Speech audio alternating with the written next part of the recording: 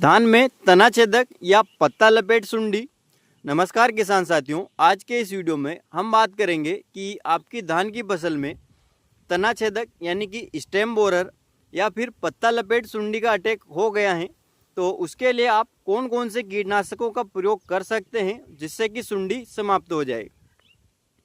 धान में तना छेदक की वजह से काफ़ी ज़्यादा नुकसान होता है।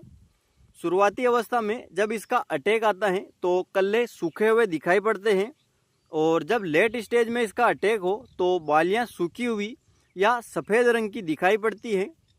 अगर हम सही समय पर दवा का छिड़काव करते हैं तो इसे आसानी से कंट्रोल किया जा सकता है, लेकिन इसे कंट्रोल करने के लिए सबसे पहले हमें इसकी लाइफ साइकिल को समझना होगा।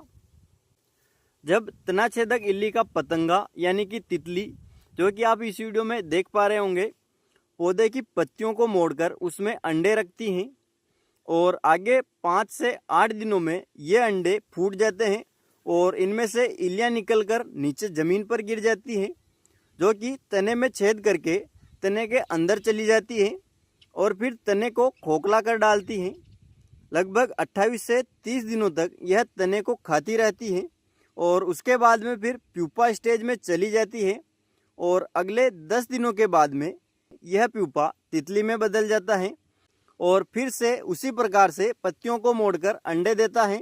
इस प्रकार से अंडे में से फिर इल्ली निकलती है और वह इल्ली फिर से तने में छेद करके अंदर जाती है, उससे प्यूपा बनता है, प्यूपे में से फिर से तितली निकलती है। तो इस प्रकार से इसका लाइफ साइकिल चलता रहता है। तो अब जान लेते हैं कि हमें किस अवस्था में दवा का स्प्रे करना चाहिए। तो जब अंडे में से इल्ली निकलती हुई दिखाई दे तभी हमें कीटनाशक का स्प्रे कर देना चाहिए।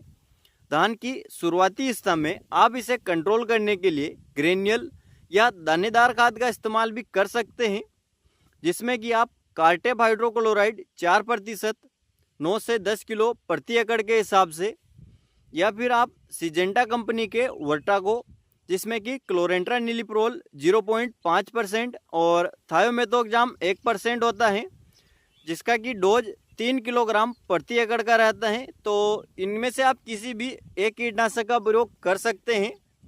इसे आप यूरिया में मिलाकर डाल दें। इसके बाद में अगर हम स्प्रे की बात करें तो स्प्रे में आप कार्टेप हाइड्रोक्लोराइड 50% 250 ग्राम और इमाबेक्टिन बेंजोइड 5% SG 100 ग्राम, इन दोनों को मिलाकर 1 एकड़ में स्प्रे कर दें। या फिर इसके अलावा आप दूसरा कॉम्बिनेशन भी ले सकते हैं, जिसमें आपको 250 ml इमाबेक्टिन बेंजोइड 1.9% इसी लेना है और इसके साथ में 500 ml पिप्रोनिल 5% SC को मिलाकर स्प्रे करना है। इन दोनों में से आप किसी भी एक कॉम्बिनेशन का प्रयोग कर सकते हैं। यह कॉम्बिनेशन थोड़े सस्ते पड़ते हैं। इसके अलावा अगर हम थोड़े महंगे कीटनाशक की बात करें तो इसमें आप फ्लूबेंडामाइड 39.35% SC, जो कि आपको बायर कंपनी के फेम में मिलता है, जिसका डोज होता है प्रति हेक्टर 50 से 60 ml, या फिर इसके अलावा आप एम्प्लीगो 100 ml प्रति एकड़ या फिर बायर कंपनी के वाइगो, इनमें से किसी भी एक कीटनाशक का स्प्रे कर सकते हैं।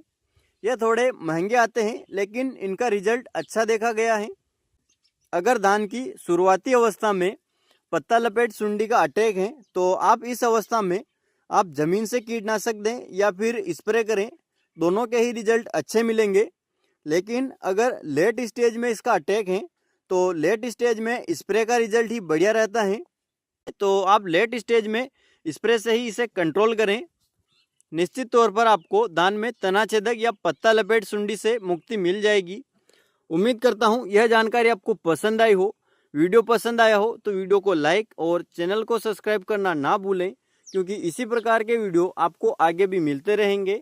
आज के इस वीडियो में बस इतना ही। वीडियो में अंत तक बने रहने के लिए धन्यवाद।